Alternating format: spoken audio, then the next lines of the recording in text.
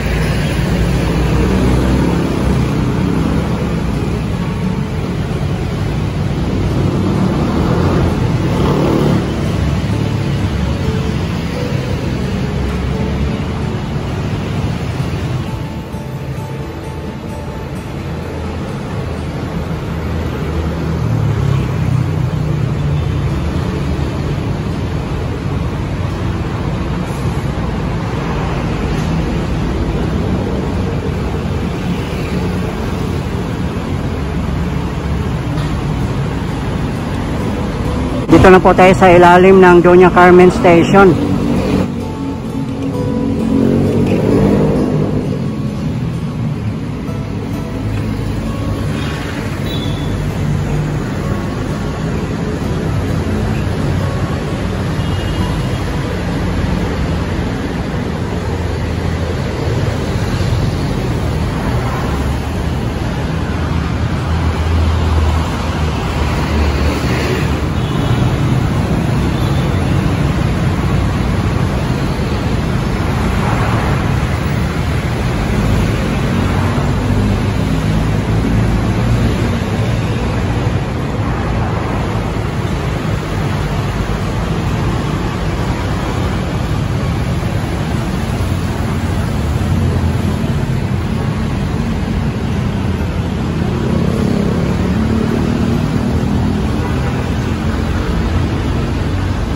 Maganda dito mismo sa kanto, may KFC. Katabi mismo ng Doña Carmen Station. Dito po pala ay Barangay Fairview, Toda. Nakita naman po natin guys no ang progress. Kaya pala talaga na-extend ng year 2026 ang partial operation from Tala to North EDSA or North Triangle in Quezon City. Hindi po talaga nila siguro kaya na magkaroon ng partial operation this year.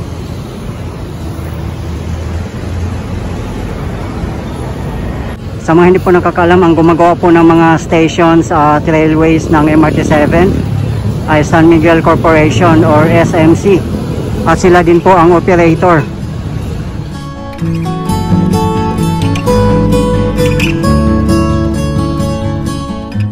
Yung direksyon na po na to ay papuntang Fairview, San Jose del Monte, Bulacan, Novaliches at iba pang mga lugar.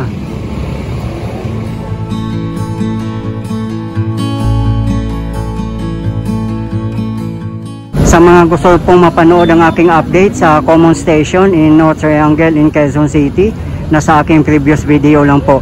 At doon po mismo magtatagpo ang tatlong train lines natin, such as MRT3, LRT1, and MRT7.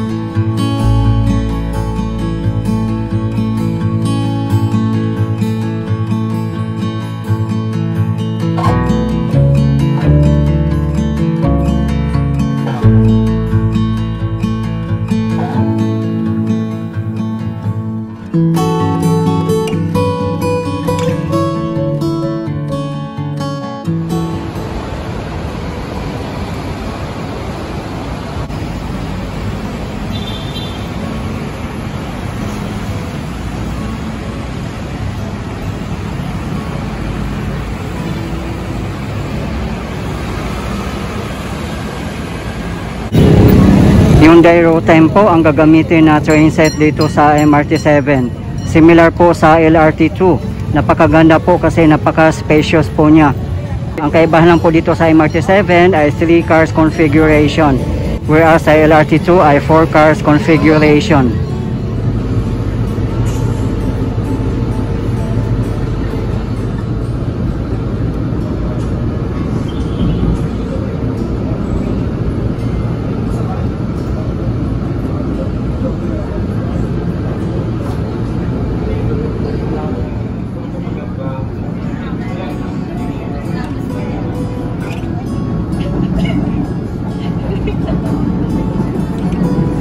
Ito po yung Doña Carmen sa kabilang side po.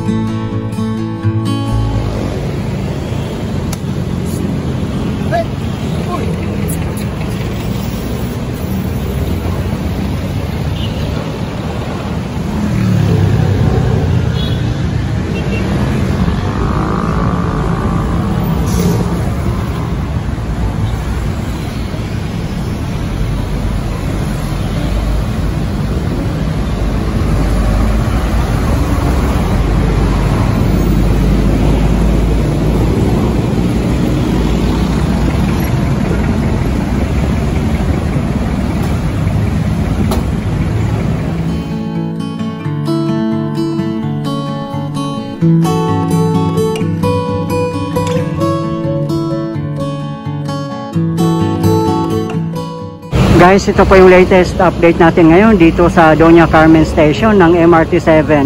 Dito po sa Commonwealth Avenue in Quezon City. As of today, May 3, 2025. Maraming salamat po sa patuloy yung suporta at panunod ng aking mga videos. I really appreciate po. At hindi po ako magsasawang i-update kayo, lalong-lalo na po sa mga government infrastructures. Mabuhay ang Pilipinas! Okay guys, thank you for watching and keep safe everyone.